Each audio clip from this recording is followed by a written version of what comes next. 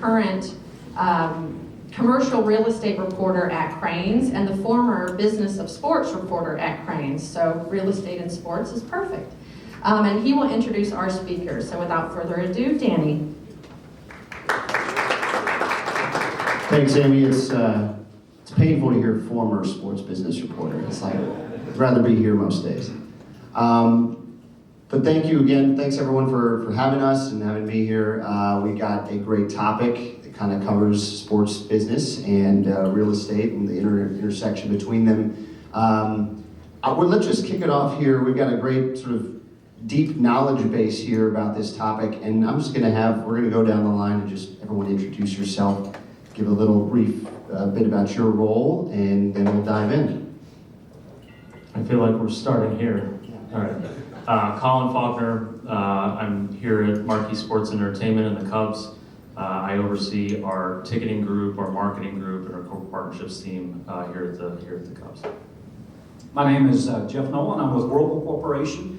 It's been a great privilege for me to have under one of my areas of responsibility the opportunity to be involved in identifying, buying the land, and doing all the great fun things that we got to do with Kemper to build a Jack Nicklaus Signature Golf Course.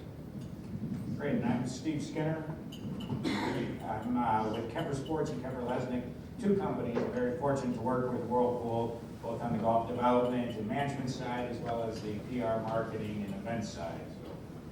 Full array of services. I'm Eric Nordness. I oversee Hickory Street Capital for the Ricketts family. Hickory Street Capital is responsible for the development outside Wrigley Field, so this building, the Hotel Zachary in Gallagher. All right, thanks. So the topic today, as we mentioned, this is really sports as an economic catalyst, economic development generator. We're in an era where sports venues are really being used in many ways as anchors of broader developments, and the impact is far broader than what's going on inside a ballpark or a venue or any other stadium. We got two projects we're talking about today, like we were talking about before, Wrigley Field and about 60 miles east here in Benton Harbor. Very different in nature at Wrigley Field, certainly having more to do with sort of the realization of potential and the impact it could have in this area and for the Cubs and for the community here at Wrigleyville. And then Benton Harbor, more of a revitalization of a sort of long-time industrial town and everything that's happened there. So, but really, I guess a lot of overlap in terms of the impact they can have on communities. So let's start with Wrigley Field.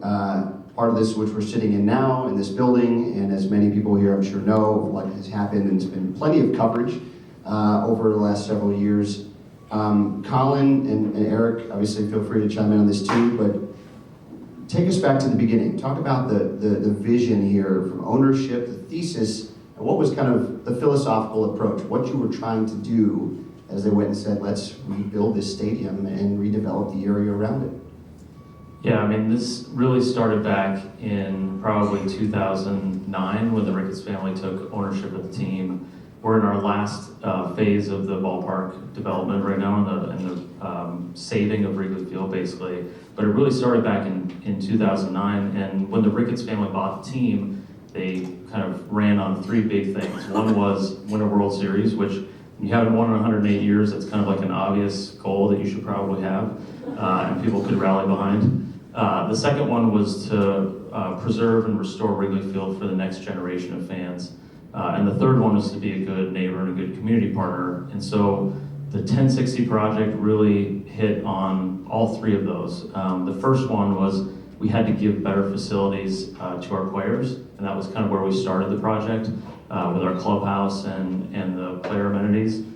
And then the next two things were really, Wrigley Field is a special place for so many people, but it's got decades and decades of deferred maintenance. So the WGN, the Tribune company who owned the team in the ballpark really invested and cared about the on-air part of it, but they didn't really care about the physical plant. And so in order for us to keep playing baseball games here safely, we had almost no choice but to do that. But certainly at the time, a lot of people said that you are crazy because we will have at the end of this project spent $750 million on Wrigley Field, and it kind of looks a lot the same. And effectively, for that amount of money, you could build a new one. And we kind of have done that piece by piece in a really expensive way.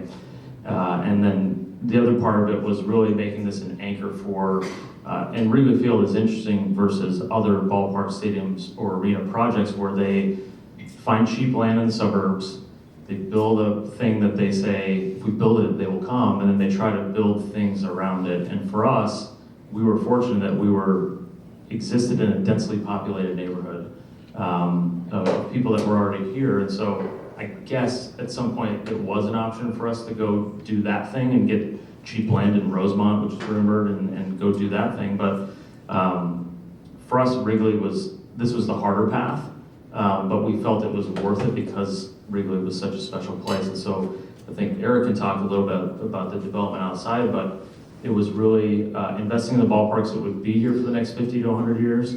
And then it was also kind of helping the area grow up a little bit and raising the level of kind of less sticky bar floor type places and kind of, building up the area around it. So Eric can probably talk more about the outside part of it.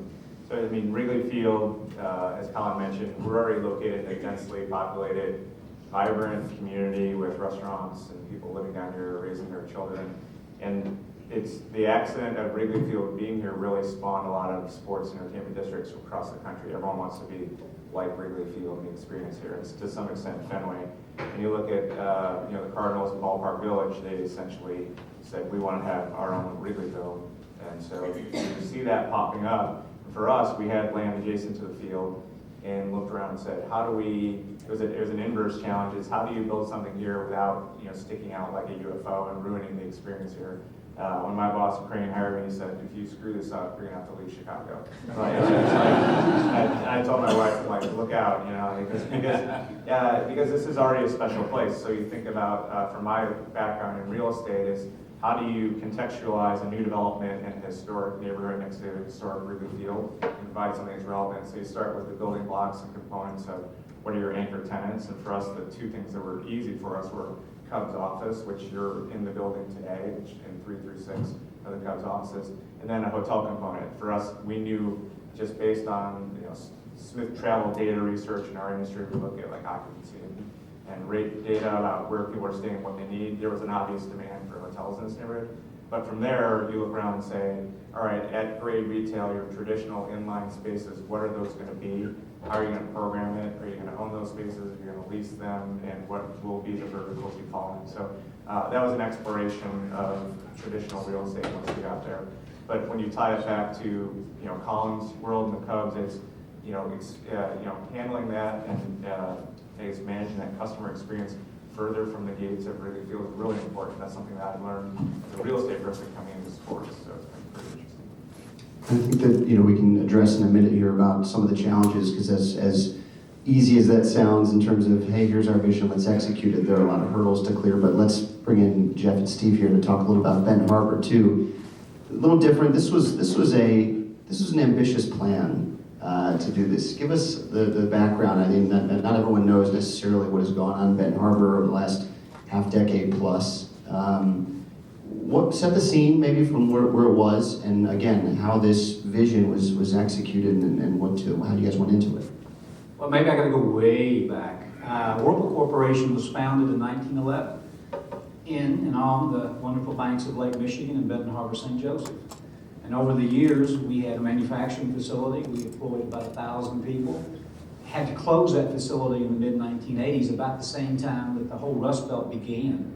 And if you think about it going fast forward from the mid-80s to where we were about 15 years ago, Whirlpool had grown to be the #1 home appliance company in the world. We had over 4,000 greatly sought-after talent that we needed to keep in Benton Harbor, St. Joseph. And we're talking about a core community of 60,000 people. And in an area where there used to be about 600 acres, when Whirlpool had its manufacturing facility, there were about 12 other manufacturing facilities that at the peak employed 6,500 people all in a concentrated area. And over an 18-month window, including Whirlpool, all of those factories closed. And with the exception of Whirlpool Corporation, all of those plants became orphaned. And orphaned by that, I mean just sitting there. Many of them were highly contaminated. There were 48 brownfield sites. There was a Superfund site. And there was basically 3 million square feet of buildings sitting right between two cities as a daily reminder of what had been when Benton Harbor was the key driver in that entire side of the state relative to employment, manufacturing, etc. And where do we have a need? Benton Harbor's on one side of a river that had become predominantly African American, over 50% impoverished. On Main Street in 1994, 94% of every square foot on Main Street in Benton Harbor was empty. On the other side of the river, you have St. Joseph, which is 97% white, highly educated, and well-to-do. And just the social economic impact of a river dividing two starkly different communities, and you're trying to run a global company, attract and retain great talent that can go anywhere, and they look out and they see a Benton Harbor and they ask why, and they look out and say, where are the restaurants, where are the housing options that we need? They say, you want us to work here. So we actually had two pillars to our vision back in the 1990s, and it was to try and get something done on that property. And I gotta tell you, we had 500 acres.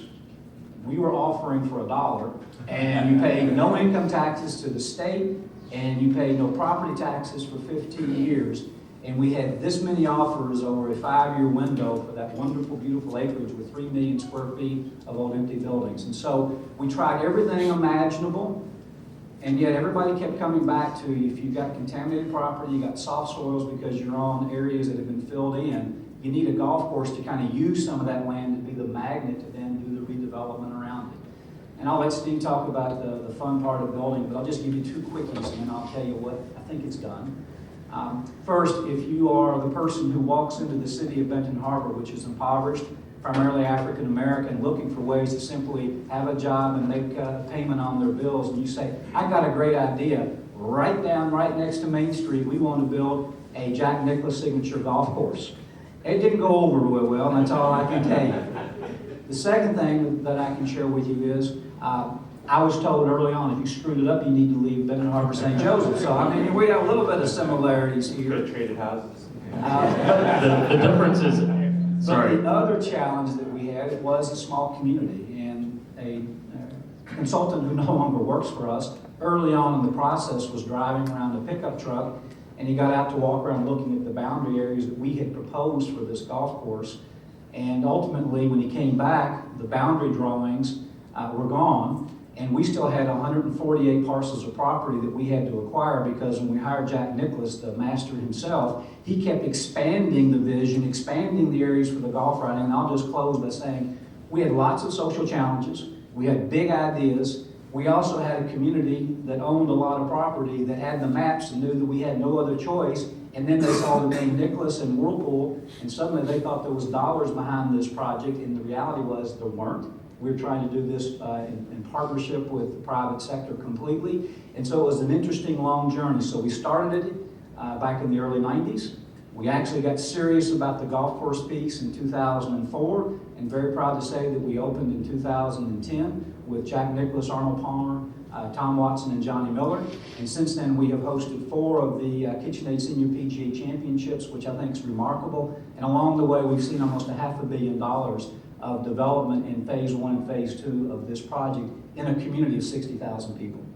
And Steve, if you want to kind of elaborate on how Kemper got involved in... I can never follow Jeff on anything. He's so great, and it's really his passion and Whirlpool's passion. It's really an amazing project. I mean, we were fortunate to be hired by Whirlpool to help bring this vision to life. And it was probably 12, 14 years ago, driving around the property among all these buildings, the brownfield sites. I do have to say, we got back in the car and shook our head and said, wow, this is I think it's hard to rebuild a stadium while they're playing baseball. Try taking 500 acres of brownfield sites and convince people it's going to be a great golf course, you're going to build homes there. So we were involved early on in working with them, and it was really their vision and their passion to see it through. And I think our role was really helping through the construction process, helping put all these parcels together, working with Jack Nicklaus's group.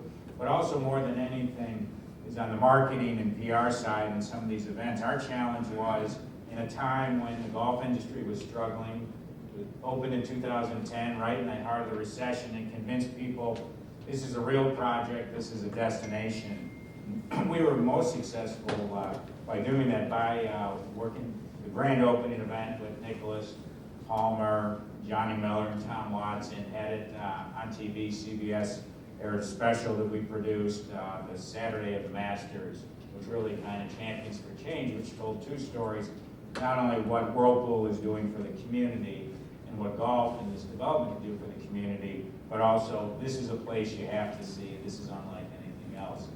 That then rolled into the Senior PGA Championship, the KitchenAid Senior PGA Championship on TV every other year, which really drove home, I think, a lot of the message that this is real and this revitalization is happening. And when you hear about Benton Harbor, don't think about what you might have heard in the 90s. You know, it's the new Benton Harbor. Was there a tipping point for you guys in Benton Harbor? I mean, this change doesn't happen, especially when there's a social element to it, demographic element to it. It happens gradually. It doesn't, you know, was there anything that stands out to you guys that looking back that says, this is when we noticed that something was changed, that the impact that the golf course and the development around it was supposed to have was that it was working to some degree? Yeah, I'd say the tipping point probably was more of an emotional and perception-driven tipping point. When the KitchenAid Senior PGA Championship first aired on NBC Sports and the Golf Channel, the community started to realize, aha, this is for real. And then we were lucky enough to have convinced our board of directors to build our North American headquarters adjacent to and on the property in the Harbor Shores development. And almost immediately you started to see that 94% vacancy and non-use on Main Street be turned into either new buildings, apartments, people moving in. We actually now need more apartments on Main Street in Benton Harbor because they're full. So that probably was a tipping point. But I'd also close it by saying, I'm not so sure that we're fully there yet. The strife and challenges in a small community and the continual effort to try and do more for those who have needs is a struggle. But I can tell you where we are is that you can walk out of the Arts District, that we call it, in downtown Benton Harbor, right to the driving range. And from the driving range, you can go to the only First Tee facility that's on property, and you would see 850 kids that use it with the most diverse background that you have ever seen. Both kids from the inner city learning to play golf with kids from the suburbs, and they both are passionate about a game, and they are understanding that it's the rules of the game that are changing their lives. And I think every time that we see those kids out there learning the great game, and actually, if you will, meeting people from across the river for the first time, sadly, all too often, that's when we have that emotional knowledge that we're going in the right direction. We still have, I think, a couple of years to get to the real estate tipping point where you're going to see even more restaurants coming to the location. Turning back to Wrigley here for a minute, Colin and Eric, I mean, talk about some of the challenges here, some of the hurdles you had to clear. They've been well documented. I've done my share of documenting the hurdles that you've had to clear over the last several years. There's a great Sam Zell story that Tom Ricketts likes to tell when Sam was running the Tribune company. They owned the team, where he was walking around Wrigleyville and looking around saying, who was the idiot who didn't buy up all this real estate? And that was a big part of this, was getting land. And then maybe even a bigger part of this, which maybe you could speak about, is this is an area that is sacred for many people. This ballpark is sacred for many people over generations. There's a balance to be had here between kind of maintaining a character and the history and also making this modern. It's a tough thing to approach. What has been your North Star as you've gone through this process and trying to figure out how do we manage that? Yeah, I mean, first of all, Mike LaFrana is standing in the back of the room. He's the guy with no hair. And he actually had hair when we started this project. And Mike heads up all of our legal and community affairs for the Cubs, and he wants to make sure I don't say anything bad about the alderman. But Mike is the one that really led a lot of the charge to get what we wanted approved. And Mike lives here in the neighborhood too, and as probably half our employees live here in the neighborhood. And so I think we, at the Cubs feel like we're caretakers of this thing that's been handed down for generations and generations. And so for us, we feel tremendous responsibility to leave it better than we found it. And it's a delicate balance to strike because we don't want to be kind of slaves to our past and our history. We want to celebrate that, but we also want to continue to move things forward in a way that's respectful of the fact that we live in a neighborhood where people live and work and eat and play, and know that today the neighborhood's a lot different than it is the day of a playoff game. And so finding that balance, Eric can talk about how we did that probably in the design of our buildings and then the program that we had around here. The one thing I was going to say earlier, we had a bargain price for that McDonald's of $20 million. So it was a lot more expensive than a dollar every 500 acres or whatever it was. So, I'll let Eric talk a little bit about the design factor, but we, in the ballpark, it was really, we wanted to honor the history and the traditions of the past and yet not be a slave to it and try to move things forward. Certainly not without its challenges. You would think that spending $1 billion of your own money would be an easy thing to do, and you've documented it, it's not. And there were certainly, and still continue to be, challenges to do that, but we felt like it was the right thing to do. It was worth fighting for. It's funny to think you would have to do that as you read the Amazon news this morning where, cities are laying down billions of dollars to get them to show up. We were creating thousands and thousands of, jobs here in the ballpark with construction and, all the restaurants and so forth. So I'll let Eric talk a little bit about kind of how we thought about the design on the outside, but that was kind of our summary of that. I think when you look at what's your North Star and how do you build something next to Wrigley Field in this neighborhood, we had to sit back and think of a couple things. First of all, community. So it was interesting hearing you talk about community and how you bring people together. At the end of the day, real estate is nothing more than a vehicle for whatever you put on it, whether it's housing a business, your home, or your recreational use. So a lot of times that gets lost in translation if you have to look at what you're housing there. So for us, this is a residential community with a lot of food and beverage. It's social, and it relates to 81 days plus concerts. It's also a destination for 3 million people a year to come here. So you have this interesting dichotomy of 2 different people who use this real estate for different purposes. So from our perspective, we said let's make sure we do the neighborhood portion right. If we can make this feel physically and take the cues of Chicago architecture like masonry and steel and some of the physical architecture and weave that into the campus so that when you come here, it doesn't feel a whole lot different than going south or north on Clark Street, but there's just enough new elements that surprise you and delight you that you're excited to come back. Then we know from an architectural design standpoint, we've really nailed that. But beyond that, once you build the physical and you get the orientation correctly, you have to program and you have to do things to make people want to come over. Besides just when you're launching it, so you didn't just build a golf course. You're doing community events to bring people over there to coach and train and have a tournament.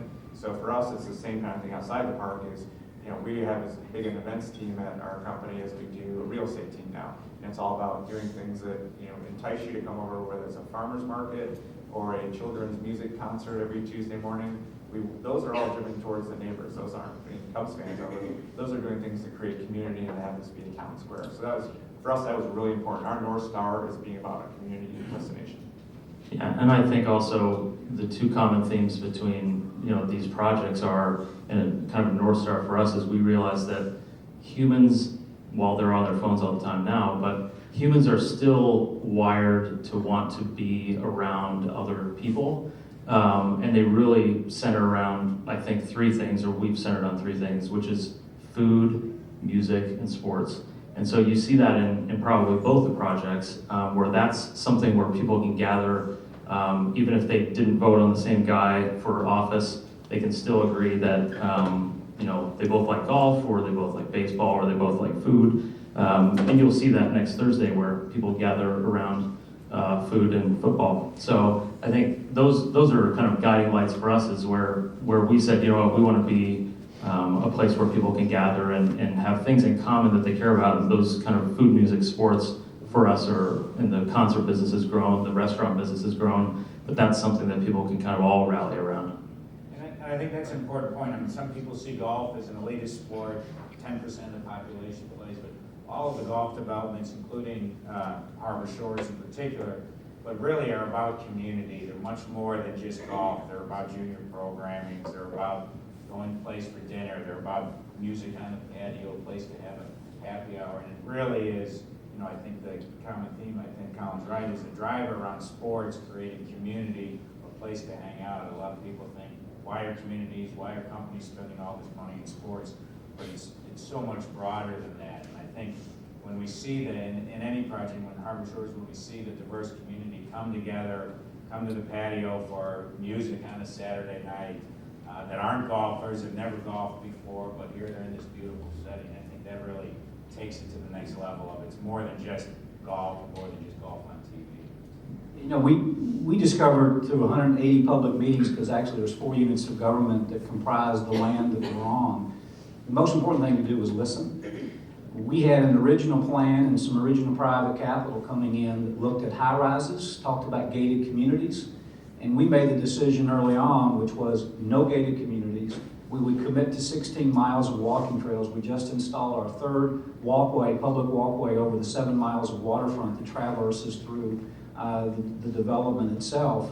But we had to listen and we had to commit to what the community was saying really needed to be done, even if it went counter to the fundamentals of the real estate financing that you might want to have considered being the most important driver of change. And we concluded, no, it's what you said. It's about people. It's about understanding where they're coming from. And it's also about making sure you commit to a development that invites people to come together, because the worst thing that we could have done on a river or adjacent to a river that divides such 2 different communities is to have put in gates or to put in not welcome.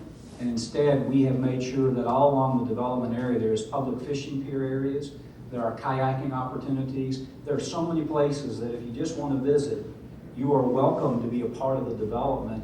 And the golf course happens to anchor it, but it's the restaurants, it's the renovation of what was known in that area as the most famous dump for a hamburger that you've ever seen. Now it is known as the most sanitized, really wonderful, but yet still quaint burger that you can get. And it just so happens to be between the 13th and 14th hole right next to the Paw Paw River. But those are the things that you got to do if you're really serious about making it a community development and inviting the community to be a part of what your vision really is. And in the long run, when you do that, just like you're doing here, you're going to get the payback many times over, and you're building and you're creating, as you're doing right here, a multi-generational development that's changing lives, not a short-term brick and mortar that someone was able to just pocket cash and walk away. Yeah, I think what you just said there is the common thread between both these projects was we were both trying to leave a legacy for the future. And so I think that's kind of bigger than just the day-to-day. It was something much longer-term thinking for both things that we thought way down the road. We're going to open it up also to some Q&A here, so and I'm going to unfortunately have to run to something else here, but I'm going to turn it over to Amy. But just one more question before, and then we'll get some of the questions. But just to dovetail on that last comment, I mean, this is the role that companies play. I mean, we're talking about this here. A lot of this is there's a public and private partnership to a lot of degrees here in both of these projects. You guys are selling a vision here at Wrigley to a number of different companies and corporate partners.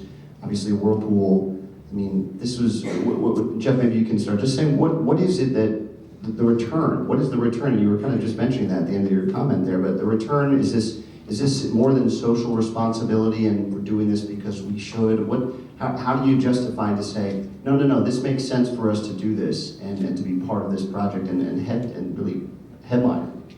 Well, first of all, we don't want to leave Benton Harbor St. Joseph.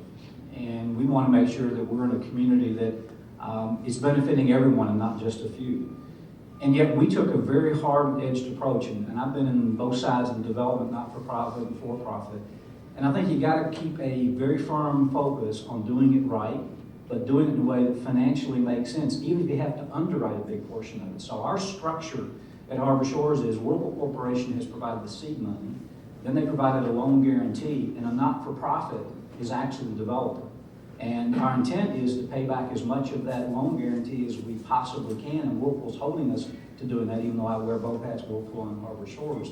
And I think that tension that you gotta have in the owner or the operator or the developer has to remain. You just can't simply say it's all for the good of the community. Now, when it's all said and done, Whirlpool will probably have $40–50 million plus in the physical side of the project.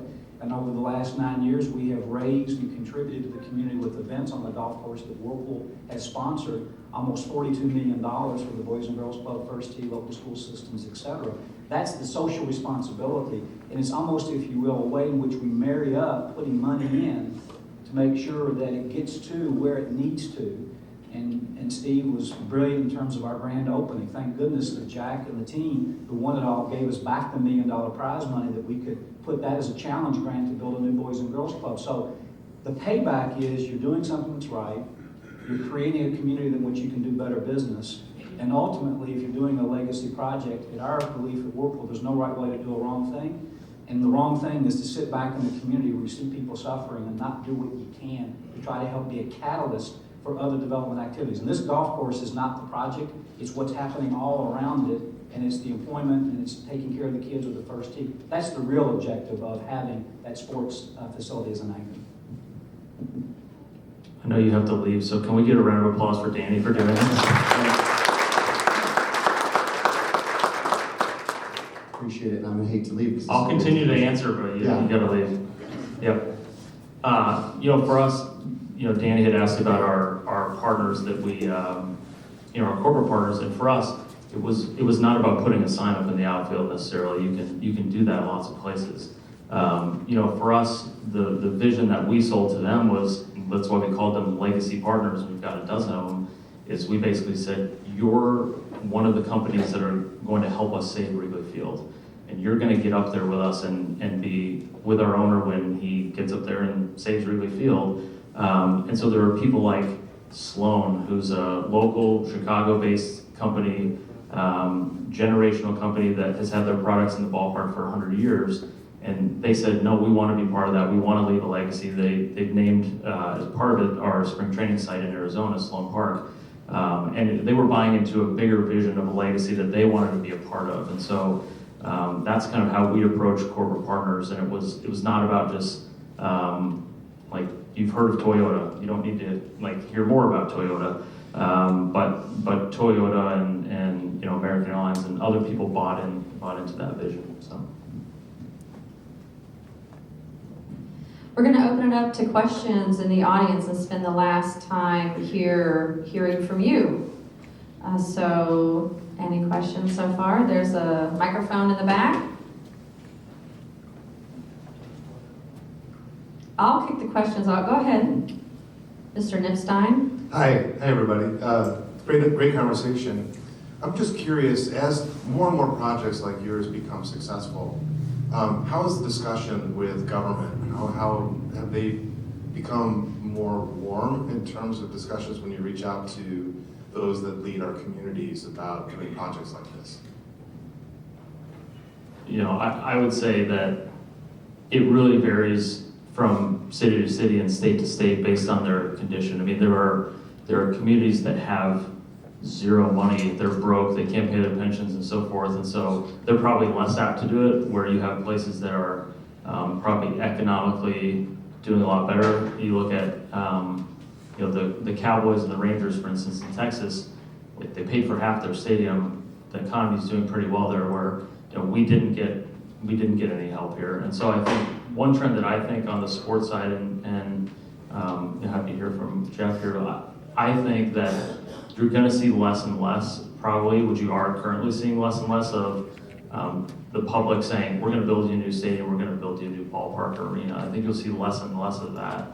So teams and owners will have to figure out more creative ways to get the things done that they want to get done. But I think the result of that is you will likely see more, not on the scale that we did at Wrigley Field, because people generally don't let that much deferred maintenance grow over decades. But I think you'll see more people saying, hey, we need to put $30 million into the existing facility that we have. And so you'll see a lot more rehab projects of places that already have kind of a known location and known area around it. I think on the sports side, you'll see more and more of the kind of Wrigley type projects where they're kind of rehabbing the old place instead of going out to the suburbs and building a new place. That's just my personal view.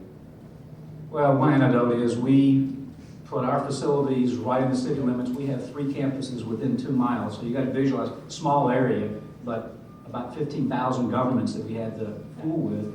In the city of Benton Harbor, we put 1,000 people working in the city that didn't work there before. And they passed the city income tax. And if you look at our other 2 campuses, we don't pay an income tax. So I could answer your question being cynical, but actually I look at it a bit different. I put myself in the government official's shoes, and I try to understand what they're dealing with because their constituencies need to understand. And if you can really work through that process, I'll take that income tax as a perfect example.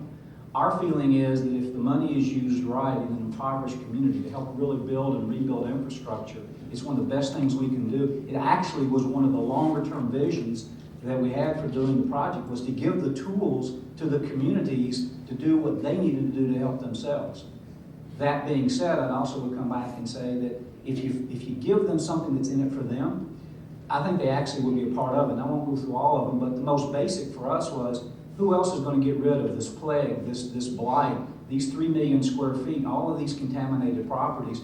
We actually helped rebuild streets and water lines in the city of Benton Harbor. Some of those water lines were wooden. And so I think the government realized there was something in it for them. And we didn't say we wanted upfront grants. What we wanted was to share in that incremental tax benefit that came along with it. But because it was a not-for-profit, we want your voice and your name on applications for federal funding. And we are proud that we have EB-5 lending in our projects. We have new market tax credits, 2 of them, that we were able to monetize in the project, not go down every alphabet of every federal program. We got some of it into the hopper. That's where I think you offer a way in which government can be supportive, but they don't have to do it where it looks like they're writing money directly out of their treasury. And in fact, you show them how the treasury is going to benefit, and suddenly you start to get more and more people on board. And I'm talking too much, but when we were getting a lot of controversies, and we still do, because you're always going to when you're the biggest player in town, we actually commissioned quietly a survey. A buddy of mine did it, and 88%, and this is early in the project before we even played our first round of golf, 88% of the residents in the area, including in the city of Benton Harbor, fully supported the Harbor Shores development. They had yet to see 1 round played. And I think that was also a way in which we help government to help themselves to realize that those 8 people that show up at every city commission meeting, complain every meeting, they don't really speak for the residents. Other questions?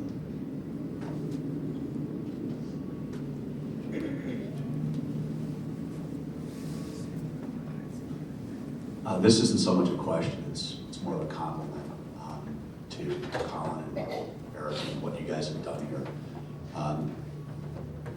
If you go out this window and walk about 10 minutes that way, you're at my house. And I've been in the neighborhood for 18 years. My son, when he was 3 years old, I used to put him on my shoulders and I walked him over to Wrigley Field and we went to the ball games. And then he got a little bit bigger and he rode his bicycle with training wheels. And there was always the same guy at the gate underneath the marquee. His name was Larry. And there was an entrance designed for people that had disabilities. And you were able to take your wheelchair, whatever it was, and you'd go down to customer relations and they would help you out. And that was the same gate that we went in where my son would check his bicycle like you'd check a code at a restaurant. I've lived in the neighborhood. I've seen what you guys have done. And it is absolutely phenomenal. So from a community member, forget my business relationship, as a community member, you guys just simply knocked it out of the park, no pun intended. In 2016, Game 5 was October 30th. The Cubs players stayed in town on Halloween, October 31, and then games 6 and 7, of course, were in Cleveland, which, by the way, is my hometown, but I did pull for the Cubs that year. No questions asked. I'm sitting on my front porch, and I look across the street, and there's John Lester, David Ross, and a retired Cub, Ryan Dempster, trick-or-treating with their kids. And I walked over and I just said hello, just like the regular guys. That's the kind of thing that I think that people that don't live in the neighborhood don't really get to experience. They don't get the idea that what you're doing is monumental. And Colin, I love the way that you talked about it. How do you preserve this experience, this emotional experience for the next generation? And you've just done an awesome job. I can remember when my son was 5 years old, Brian Garza, who I know reports to you, he brought us on the field. We got a picture with, and then I had my son write him a letter and sign off on it. It's just been wonderful. So I just wanted to compliment you for the way you've done it. You have not disrupted the community. I don't care what anyone says.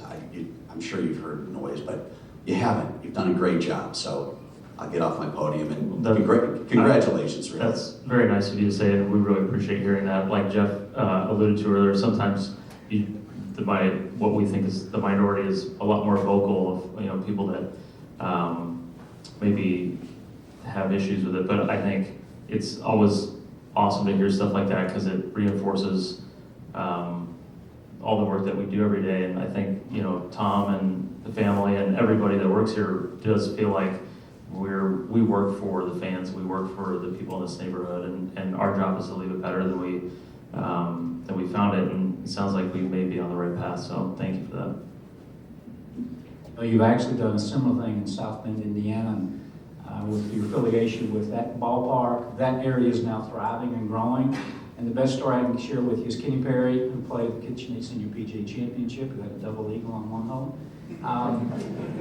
I was with him the day after he did that, and I said, Kenny, what'd you do last night? And he and his family went down to South Bend to take in a game, and he talked about how great an experience that it was. And I suddenly realized, for Kenny Perry, he's from Franklin, Kentucky, spends a lot of time in big cities with a lot of big tournaments, and to drive 25 minutes is nothing. And he actually viewed his experience in South Bend as part of an extension of his experience in Benton Harbor and St. Joseph, just as we bring a lot of folks from Whirlpool over for Cubs events and Cubs games, we view Chicago as a real extension of Benton Harbor and St. Joseph. And I think that's the benefit of having real big brand names like the Cubs, and I'll put Jack Nicklaus in that ballpark, and maybe a little bit Whirlpool. You bring in great brands, you can elongate the impact that you're making with the physical development project with just what you're talking about for the experience of people. And very much I view where we live today as a big region, and I think sports and sports events and sports facilities are a big part of why it's a special place to live. Yeah, for those that don't know, one of our affiliates, our minor league affiliates, is in South Bend Cubs. Andrew Berlin's the owner of the team. He's an investor with us here, and we did that deal a few years ago. And it was important for us because it was our brand that we believed in the person that was doing it and what they were going to do. And so it's been a great partnership with Andrew and his team, an extension of our brand to an area that we think has got some Cubs fans in it. So.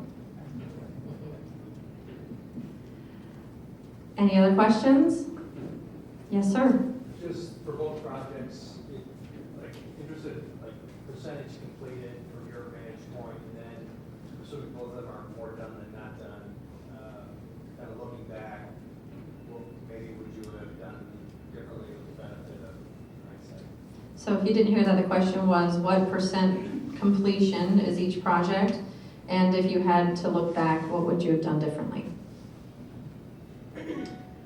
I would say on the ballpark, this is our last phase of kind of planned restoration of the ballpark. So by the end of the project, we'll have effectively touched every piece of concrete and steel in the ballpark. And in the first few years, most of the stuff was stuff you don't see. It was electrical, it was plumbing, it was foundational work in order to enable the stuff that you've seen last year and you'll see this year, which is more fan-facing restrooms and concessions. Things like that. So kind of the formal part of the Wrigley project is coming to a close this year. I think every year, we'll have an investment in a project on a year-to-year basis that we say, hey, we've got to spend $10 million to do this or that. And so it's almost kind of never done. But I think we've come to the conclusion of spending $750 million. And I think Eric should talk about kind of the outside part of it, because I think our answer to that is, we're always interested in kind of adjacent real estate near the ballpark. the most visible things are this building and the hotel, but, you know, we own that building right behind you there, and, you know, Eric's always exploring other plans, so I'll let him kind of talk about So that. we have, Hickory Street has 2 more assets within our inline retail to develop out. One will be opening in May, which is a restaurant partnership with Tony Montuano of Spiaggia fame and our manager Joe Madden. So that's going to be just below the corner of this building. And then we've got a 7th floor rooftop location on the hotel building. So we're still TBD on that'll be. But as Colin mentioned, the family has various real estate holdings around the neighborhood. And we're always looking to where we can add on and bolt on a component that would make sense to expand the district, we would do that. And then from our perspective as a business, we are just looking for incremental real estate investments that would pencil like a normal real estate investor. So underwriting going forward is your traditional IRR basis driven investments and would be here in Chicago or beyond. First thing you do is you hire a great partner to make sure the communications is taken care of, and the PR, and Kemper's been fantastic at that. One thing we would do differently, we would never start a $100+ million first phase development during the height of the greatest recession since the Depression. Timing on that was not really good, and yet where we are is, you know, we're 60,000 people. Our county, entire county is only 157,000. And to try and say we're halfway done would be a misnomer, because you're not going to absorb those number of units in a market of that size. And we have about 480 units all total. We're about halfway there. But what we really have seen has been the ancillary development in and around, like I mentioned, throughout downtown Benton Harbor. We have, I think, one of the finest restaurants anywhere I've eaten, right on our property area, in the Bread Bar, a guy who is a fabulous chef. And so those are things that are definitely happening. But we also have opportunities to do more. And before we even started Harbor Shores, we used our committed investment to work with the community to apply for a Hope 6 development. If you know what those are, they require a lot of local match. So we were able to get federal funding to eradicate all the substandard public housing in Benton Harbor and build about 400 new units. That's going to be never ending. And yet we still have lots of little pods on the 7 miles of waterfront in the area for second homes. Anybody interested, you let me know. But I will tell you the biggest commitment that remains unfinished is more people being trained, more folks like a young guy that I know that was our bag staff person when we opened in 2009. Very proud that he came from a definitely broken home, and today he is employed at UPS, a graduate of Michigan State University, and he came from the heart of Benton Harbor. We have more of those stories that we need going forward. I would say on the what we screwed up part, kind of it's a double answer a little bit, but I think, and I'm not a real estate expert like these guys, but I think what you're supposed to do is finance, draw, build, or maybe draw, finance, build, or something like that. We didn't always. Draw, finance, build. Yeah, we didn't always do it in that order, and so sometimes that made it more expensive. But I also think sometimes the hardest part is just starting. And so I think we had talked about the project for a while, and I think we felt at some point like people aren't going to believe us anymore if we keep talking about it but don't do it. And so I remember there was a point out here that this place that we're sitting in right now is just a pothole-filled parking lot, and we just started digging, and we didn't have most of those 3 things I talked about in order, but we just had to start, and sometimes overcoming the resistance is the hardest part, and so you just have to start. And so maybe that wasn't the best way to do it, so there was some pros and cons to that. So if we could do it all over again, maybe we'd do it in the right order, but if we waited for it to be in the right order, maybe we never would have done it. So, You know, it's an interesting similarity. I was going to say, Whirlpool, we built a golf course on behalf of them. We started building before we had all the land tied up and before we had permits in some of the land. So there was some touch and go. We didn't build on any land that we had permits. Yeah, we didn't build on any land, but we got pretty close to the end of the project, and we were waiting for some key permits, or we might have had a 15-hole golf course. We had to reroute it around, but I think that's an important point to start. You do have to start and have the vision start. And the only other thing I would say is the completion point. I mean, Harbor Shores is really more than the golf, and Jeff's talked about the housing, but there's also the inn downtown on the water. There's a marina that's being built. It really is a destination, And I think there's still more work to be done, and that's kind of our mission going forward, is continue to make it a destination. It's a great golf course, it's a great facility, great tournaments, but a real destination, a family destination with fitness, marina, hiking, on the river, beach, great inn. I want to elaborate on and tie something maybe together as we're winding up. You talk about government support, you talk about community support, you talk about pioneering projects that you didn't follow the right order, neither did we, but it was a lot more fun, wasn't it? You know, we also would have probably made sure we hired the best law firm in the world because we got sued so many times going through the project, it cost us money. I mean, we had the proverbial people chained to the tree the first time we were trying to build in a public park that now has 3 holes. And that public park, by the way, we maintain now, and we generate almost $200,000 for the local park system for people who try to use and want to use the park. So we think there's a lot of things that we do, but I will give you one thing that if I were to do the project all over again, I would have done a better job. And that is, I think you got to have straight talk. And I think sometimes we allow government and we allow community naysayers to basically fill in the blanks as opposed to getting the voices of those who can be supportive.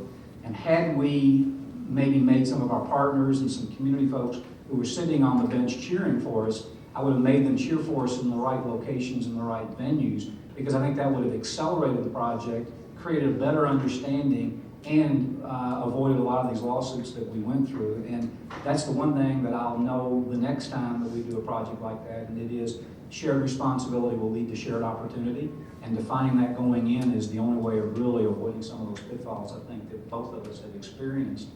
But in the end, this is a fabulous development with a great marquee name, and I think at Harbor Shores, we want to be the same. We aspire to have that same kind of an impact. And if you were to see before and after pictures where literally 25 years after plants have closed, when we uncovered some slag pit areas, and you see the steam coming out from underneath the junk that was underneath the ground after 25 years, and now today you've got a beautiful fairway, and you've got beautiful homes that overlook a wonderful piece of property and water, you realize that it only could have happened with a golf course, with a marquee name like Jack Nicklaus, with a very trusted partner like Kemper. So you got to have the best, you got to do it right. But you know what? It's okay to ask people to stand up and do the right thing early on in the project. Other questions? Yes, sir. Hi, What? Toby Evans with Good Sports. How are you influencing other corporations, organisations to be as socially responsible as you? Yeah, I mean, it's a tough question, I think. We can only control what we can control and control kind of what we believe and how we feel. Maybe what we do is an example to other people. I don't know, it's a tough question. First of all, you just got to do it the right way, and people will try to emulate you. But then also put something out there that's an opportunity to participate. In RMB and Kemper, they participate with us every year. We have a golf event now at Harbor Shores every year. And believe it or not, we now have 800 golfers over 2 days on 7-8 golf courses. And every year we are able to contribute about $2.5 million to the local Boys and Girls Clubs, the First Tee, and the local area schools. And we've got vendors, suppliers, and those who just want to be part of it that come from all over, including the Far East, to participate in a 2-day golf event that they know all of it's going to help benefit the community.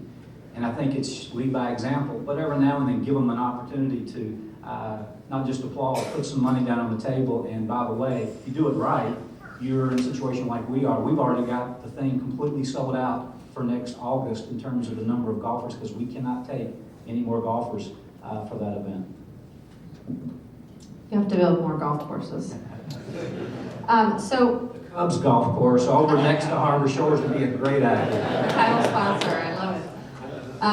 So why don't we go down the line, since we're going to wrap up here in a couple of minutes, and just, what is one final thought from each of you, something that you want to leave us with, something about the future, or a message that you'd like to leave us with? I was continuing to think about that last hardball question that you threw me. Throughout this process, Mike, who oversees our community and legal affairs, he was undergoing kind of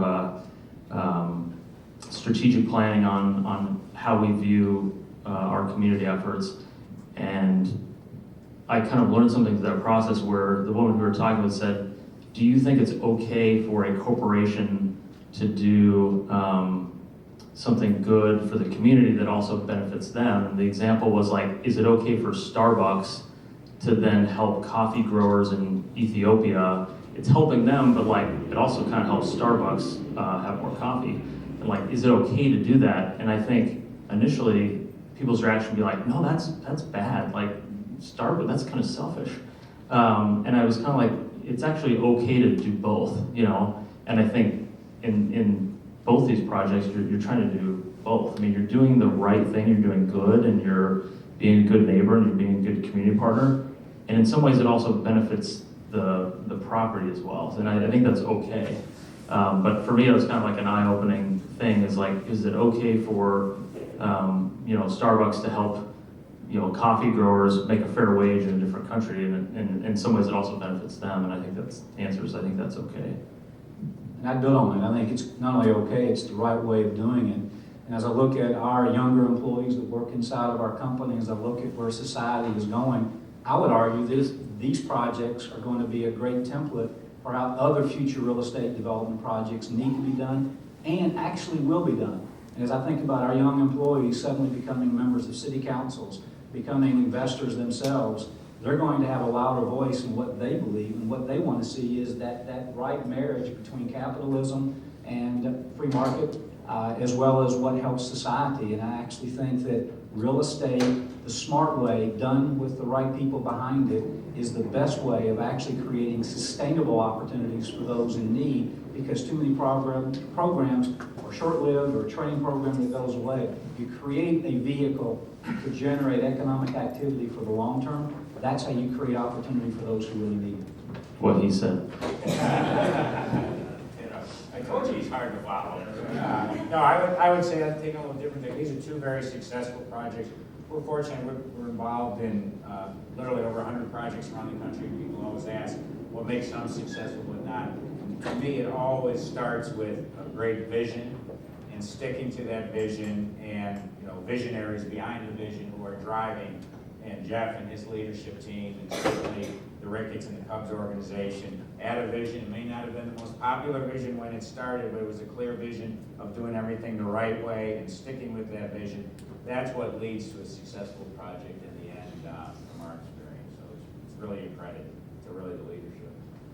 I think a theme you're hearing is how you relate to your neighbors. So, I mean, real estate is local. I mean, people say politics are local.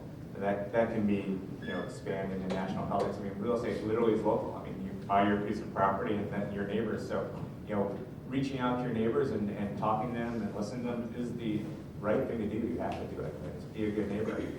So I think when real estate is extremely difficult, there's a lot of entitlements, there's a lot of permitting, there's a lot of regulation, it's capital intensive, and it's only natural that people are going to stand up and express concern, because change is scary. And if you show someone a rendering and you have all this vision inside your head, you may be doing the right thing, but it's hard for people to envision that. So we encountered a lot of vocal minority, and I don't blame the people who were a block or two away expressing concerns, because this is a scary thing. But you have to, try to get out, reach out, like you're saying, talk to the community, assuage their fears a little bit. And then afterwards, we've been fortunate enough we've got a great culture between Hickory Street and the Cubs and Marquee Sports that is all about embracing the community. And when you've got that culture, we've now walked the walk, so people are embracing that. And I'm hearing the same things in Benton Harbor. But it's hard to do, and it's very operationally intensive, and it takes a lot of time. And it can be very frustrating when you're talking to a community member and they're saying, you're not going to do this, you're lying to me. And you inside, no, we're going to do that. And there's really no solution to that other than just understand, I hear your concern, and just move on and try to do the right thing. Yeah, I mean, we had Julian Green, our head of communications, would always tell us, you have to tell people what you're going to do. You have to do it. You have to remind them that you did it and continue to build that credibility. And he would always say, promises made, promises kept. Like, you actually have to build that trust with people, so. Great, well, please stay for networking in the next couple of minutes, and give it up for our great speakers.